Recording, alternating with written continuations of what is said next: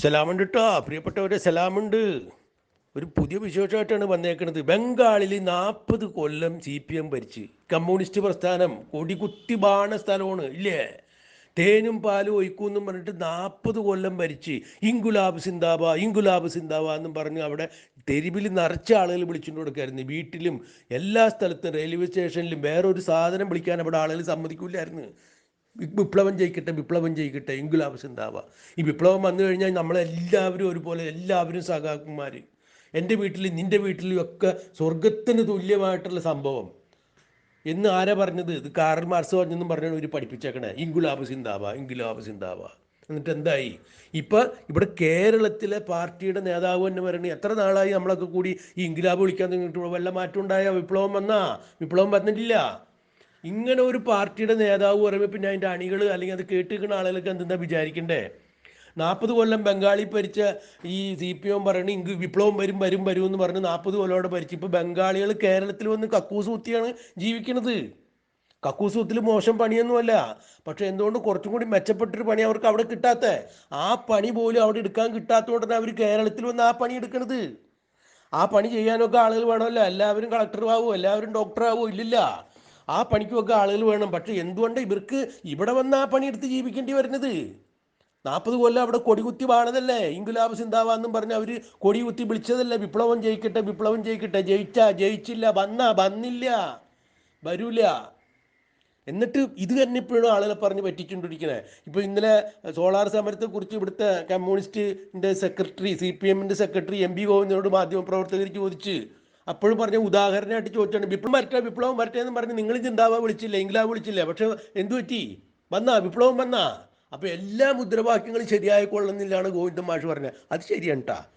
ഒരു സത്യം പുള്ളി പറഞ്ഞ് അത് ഇടയ്ക്കിടയ്ക്കൊക്കെ ഇങ്ങനെ എന്താണ് നമ്മുടെ ഉള്ളിൽ കിടക്കുന്ന സാധനങ്ങൾ പുറത്തേക്ക് തെട്ടി വരും. സത്യം ഇടയ്ക്ക് നമ്മൾ വിളിച്ചു പറയും. അതേന്ന് ഗോവിന്ദൻ മാഷ് പറഞ്ഞത്. ഇത് വിളിച്ചുകൊണ്ടൊന്നും കാര്യമില്ല, ഇവിടെ വിപ്ലവമൊന്നും വരാൻ പോകില്ല എന്ന് പുള്ളിക്കാരനും അറിയാം.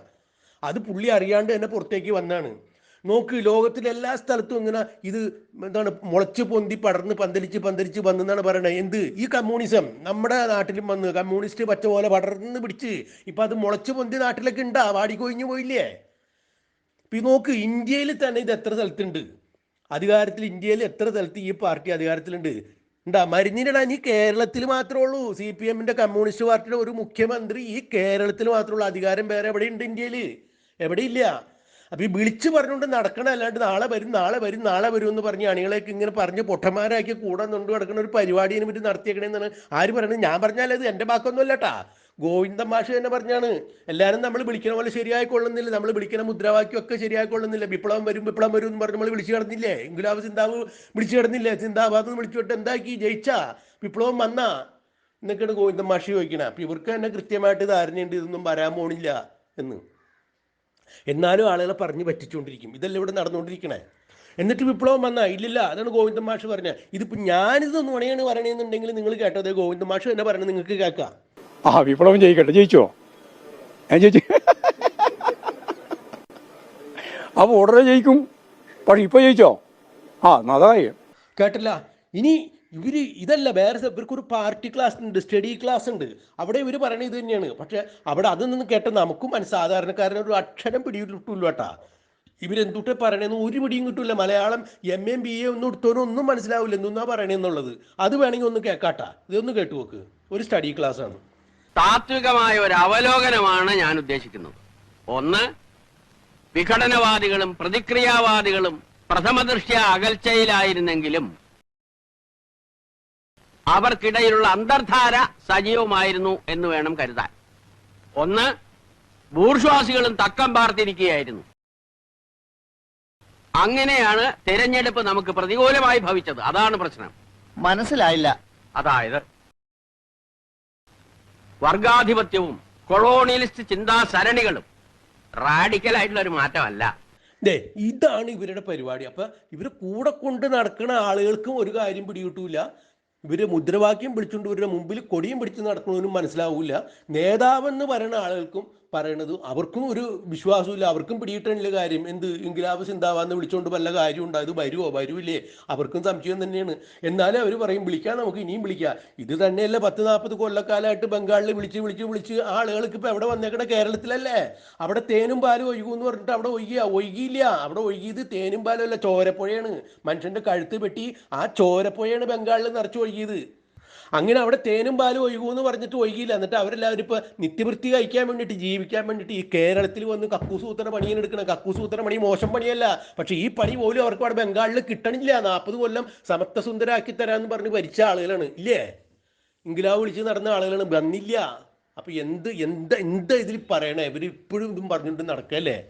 എന്നിട്ടിപ്പോൾ ഈ കേരളത്തിലും ഇപ്പോൾ ഇത് തന്നെയല്ല അവസ്ഥ. വീണ്ടും പറഞ്ഞുകൊണ്ടിരിക്കുകയാണ്. അതായത് സമത്വസുന്ദരമായ നമ്മളൊക്കെ സഹാക്കന്മാരെ എല്ലാവരും ഒത്തൊരുമിച്ച് നിന്ന് കഴിഞ്ഞാൽ ഇത് വരും എന്ന് പറയണം. തൊഴിലാളി വർഗ പാർട്ടിയാണെന്ന് പറഞ്ഞ ഈ പാർട്ടീനെ ഒരവസരത്തിൽ ഈ ഗോവിന്ദൻ നാഷ് തന്നെ ഒരു സമ്മേളനത്തിൽ പറഞ്ഞു തൊഴിലാളി വർഗ പാർട്ടിയല്ല CPM എന്ന്. പിന്നെ പറഞ്ഞ് CPM-ന്റെ പോഷക സംഘടനയല്ല DYFI എന്ന്. ഒരു കാലത്ത് DYFIയുടെ നേതാവായിരുന്നു ഈ മാഷ്.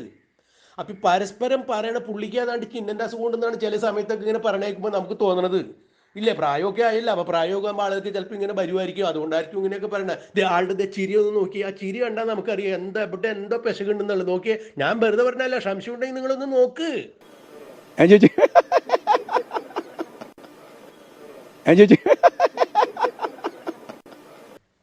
അപ്പം ഇത് കാര്യങ്ങൾ ഇങ്ങനെയൊക്കെയാണ് മുന്നോട്ടേക്ക് പോകണം. അത്ര പന്തിയല്ല. ഇനിയിപ്പോൾ എന്തുട്ടൊക്കെ സംഭവിക്കണം, നാളെ എന്തൊക്കെ വിളിച്ചു പറയുമെന്ന് നമുക്ക് അറിയാൻ പാടില്ല കേട്ടാ. ഇതൊക്കെ പറയാൻ കാരണം പാനൂര് ബോംബ് ഉണ്ടാക്കുന്നതിൻ്റെ ഇടയിൽ 2 CPM പ്രവർത്തകർ പൊട്ടിത്തെറിച്ച് അവർ മയ്യത്തായി. അപ്പോൾ അവർ രക്തസാക്ഷികളാക്കി. അവർക്കൊരു മന്ദിരം കെട്ടണം, ആ മന്ദിരത്തിൻ്റെ ഉദ്ഘാടനത്തിന് ഗോവിന്ദൻ മാഷ് പോകും എന്നൊക്കെ പറഞ്ഞതിന് അവർ ഗോവിന്ദൻ മാഷിൻ്റെ പ്രതികരണം അറിയാൻ വേണ്ടി മാധ്യമങ്ങളിൽ ചെന്നപ്പോഴാണ് ഈ പുകിൽ മുഴുക്കുണ്ടായത്.